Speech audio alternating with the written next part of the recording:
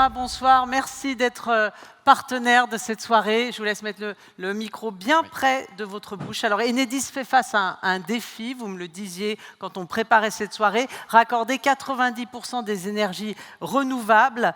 Comment est-ce qu'on s'y prend quand on a ce défi énorme à faire ? Alors, effectivement, on l'oublie que ce qui est commun aux éoliennes, ce qui est commun aux photovoltaïques, ce qui est commun aux méthaniseurs, ce qui est commun, c'est le tuyau. Il faut que cette énergie soit distribuée. Jusqu'à présent, eh bien, on produisait de l'électricité, elle était distribuée, mais maintenant, les électrons vont dans l'autre sens.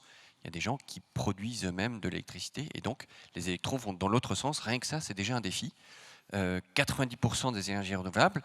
Il ne faut pas oublier que la région Bourgogne-Franche-Comté a un objectif d'ici 2050 d'être une région à énergie positive, donc produire plus d'énergie que l'on en consomme. Voilà, c'est un vrai défi auquel Enedis va faire face. Pour cela, elle va construire des postes sources, des postes de distribution, changer des transformateurs et raccorder beaucoup d'exploitants, énormément d'exploitants avec du photovoltaïque, des éoliennes dans une moindre mesure et puis toutes les autres méthodes de production d'énergie. Alors, on n'a jamais autant parlé d'électricité pour réduire notre dépendance au gaz russe, pour lutter contre le réchauffement climatique. On utilise de plus en plus d'énergie pour nos voitures, pour notre chauffage.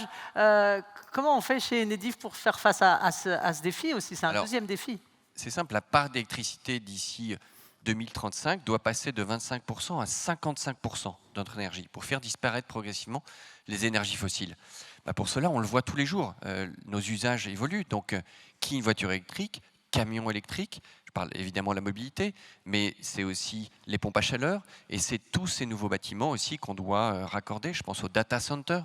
Donc, vous voyez, nos usages changent, volets électriques, portails électriques, l'électricité est présente partout. On le ressent dès qu'il y a une coupure d'ailleurs. Ça devient très, très pénalisant. Alors, en un mot, parce qu'on va manquer de temps, vous êtes devenu une société à mission depuis juin dernier. Qu'est-ce que ça change pour vous en un mot ? Enedis, opérateur de service public, qui veut être une entreprise qui a un impact positif sur la société. Et ce n'est pas que des mots, parce qu'on s'est fixé des objectifs d'agir pour la société, l'électricité, les citoyens, à travers un comité qui va juger si on est apte à remplir ces objectifs. Donc c'est se fixer officiellement des objectifs environnementaux et sociétaux. Merci Thomas Fraioli. On ouvre l'enveloppe virtuelle qui s'affiche pour découvrir le talent. Le talent revient à GAEC des 3 communes, représenté par Amélie Bièvre, exploitante agricultrice.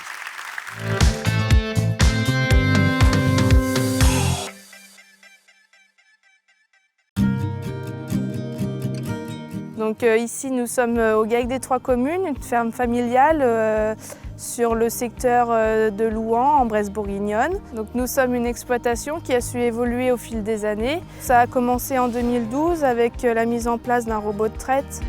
On a mis en place un robot d'alimentation qui est quasi autonome. Il se déplace tout seul, il fait à manger tout seul.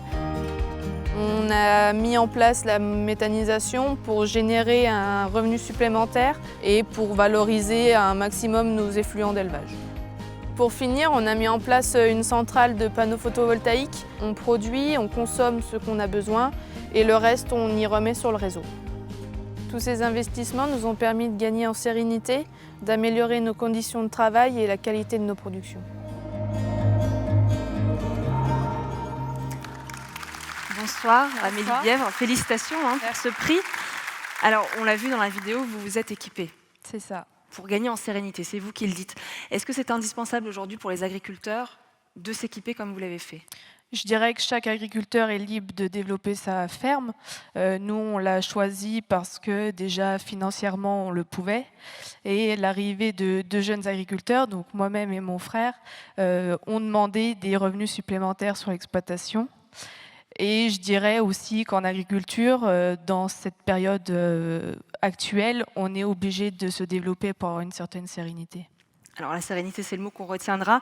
Ce trophée vient récompenser de gros investissements. Vous l'avez dit, vous aviez les moyens de les faire, mais quand même, ça reste de gros investissements. Est-ce que ce talent, ce soir, ce trophée est une consécration ? Oui, c'est une belle récompense pour notre travail, pour la transition énergétique, qui est un enjeu, je pense, très important pour demain. Donc voilà, c'est une belle récompense d'un niveau personnel et professionnel. Et des projets peut-être à venir sur votre exploitation ?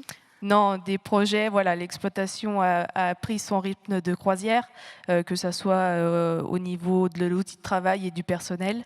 Voilà, peut-être des petits projets d'amélioration, mais voilà, des gros projets comme ceux-ci, il n'y en aura plus. Les petits projets sont aussi des projets, donc Voilà. on vous souhaite le meilleur. Alors, Monsieur Fraoli va vous remettre ce soir le trophée. Bravo. Un petit mot peut-être, Monsieur Fraoli, sur le lauréat. Oui, rapidement, c'est une immense fierté de se remettre ce trophée parce que, vous contribuez à la décarbonation de l'économie, de la société, on l'a vu. Et en plus, pour nous, c'est une grande fierté de contribuer par le raccordement de vos installations à la souveraineté alimentaire, en permettant aussi un équilibre financier aux exploitations agricoles que vous êtes. Donc c'est, voilà, je dirais un double avantage. Bravo. Bravo. Merci à vous deux. Alors, on récupère les micros, mais vous faites une petite photo.